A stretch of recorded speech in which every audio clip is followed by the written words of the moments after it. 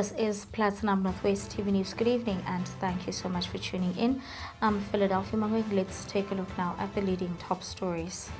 First up, the Northwest provincial governments have appointed an ad hoc committee to probe the administrative disorder at the Ramotshere-Moilwa local municipality, and 5 suspects have been arrested for being in possession of an unlicensed firearm and ammunition. In the business news, taxi operators are urged to apply for the relief fund before applications closed. And in the sports news, Lucas Ribeiro shares a heartfelt message dedicated to Mamelodi Sundowns. We begin here. The Northwest provincial government has appointed an ad hoc committee to investigate the conduct of councillors of the Ramotshere-Moilwa local municipality following weeks of administrative turbulence. This culminated into the closure of municipal offices, with the provision of services taking a hammering. MEC Wacheng Malapisi says the decision forms part of government's ongoing effort to stabilize the municipality. The decision also comes after a joint parliamentary oversight delegation led by Dr. Zweli Mkhize expressing concern at the level of dysfunction in the municipality, describing the state of affairs as deeply troubling. Now, Northwest Province Premier Lazarus Mokhotsi says the residents of the province cannot be spectators as a municipality is out of line. As a province, we can't be spectators when a municipality goes out of its line, because the law is clear. These people are a sphere of government. And as a sphere of government, they got their own rules and laws which governs local government. The law is also clear at what point and how and what shape and format is the provincial government, the national government intervening.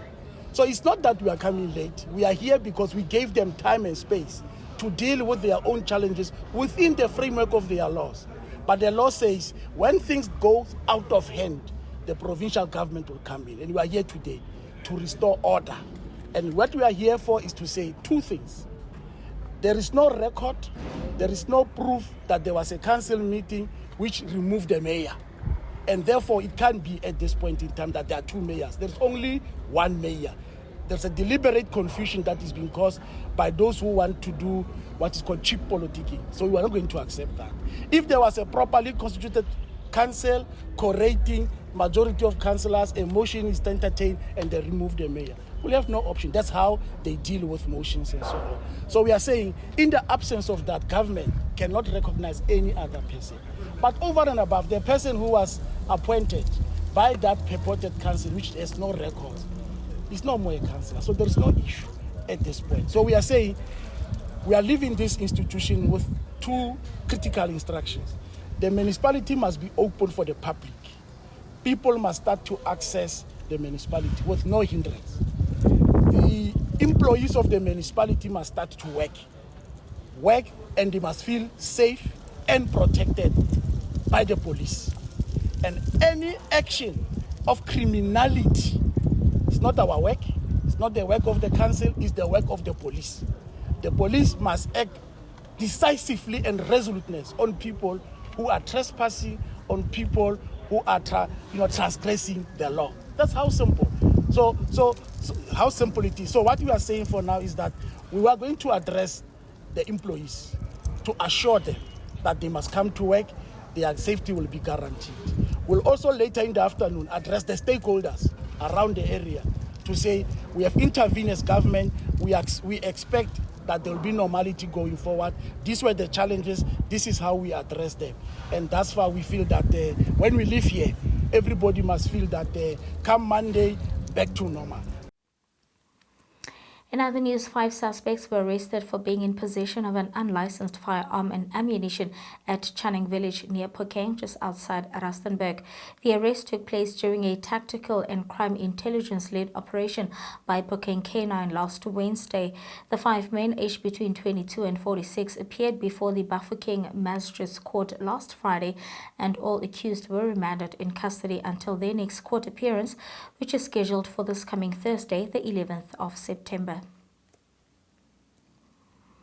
In more news, 29-year-old Walter Tsetla, the suspect accused of murdering 21-year-old Onale Naseleboho, has been denied bail by the Rustenburg Magistrates Court. The suspect initially fled the scene but later handed himself over to the police and faces a murder charge. The case was postponed to the 30th of October 2025 for further investigation. And on to this now, trade union Solidarity is taking Minister in the Presidency Khumbudzo Ntshavheni to court over alleged defamation. This after she claimed that Solidarity and its sister organization AfriForum led misinformation campaigns against South Africa. This follows the two movements' visit to the United States after President Donald Trump issued an executive order on South Africa. Solidarity said that it launched a defamation case against Ntshavheni, with President Cyril Ramaphosa being the second respondent.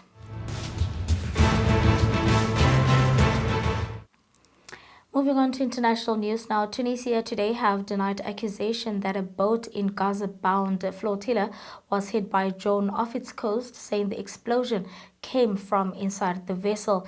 The Global Sumud Flotilla, an independent aid group, said yesterday that one of its main boats heading to the Gaza Strip had been struck by a drone in the Tunisian water.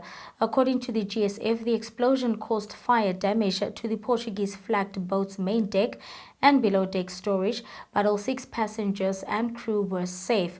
With around 20 boats and participants from 44 countries, including activist Greta Thunberg, the group is the largest civilian maritime attempt to break the Israeli blockade of the Palestinian territory.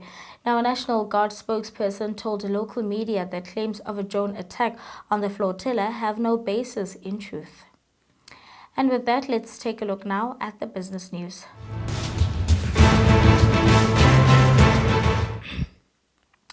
In the business news, the South African National Taxi Council, SANTACO, is urging all taxi operators who have not yet applied for the Taxi Relief Fund to do so promptly. The applications are set to close on the 31st of October 2025, and no further applications will be accepted beyond this date. Now, SANTACO says that the TRF was introduced by the Department of Transport as a one-time financial support measure aimed to assist taxi operators recover from the COVID-19 economic impact. More than 73,000 operators have already benefited, with over 414 million rand paid out. SANTACO says a further 408 million has been allocated for the current financial year, with qualifying operators said to receive 7,200 per operating license, including those providing scholar transport services as well. And that's all from the business news. Your sports update follows next.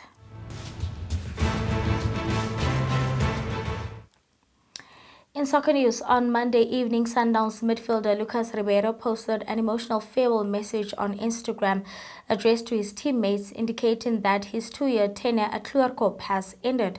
Ribeiro expressed his gratitude to the club while suggesting that his departure is imminent. The 26-year-old has been seeking a transfer since returning from the FIFA Club World Cup in the United States, amidst report interest from Fluminense in Brazil and Qatar SC in the Gulf region. Ribeiro has not been featured in Sundowns' squad since the start of the 2025-26 Betway Premiership season.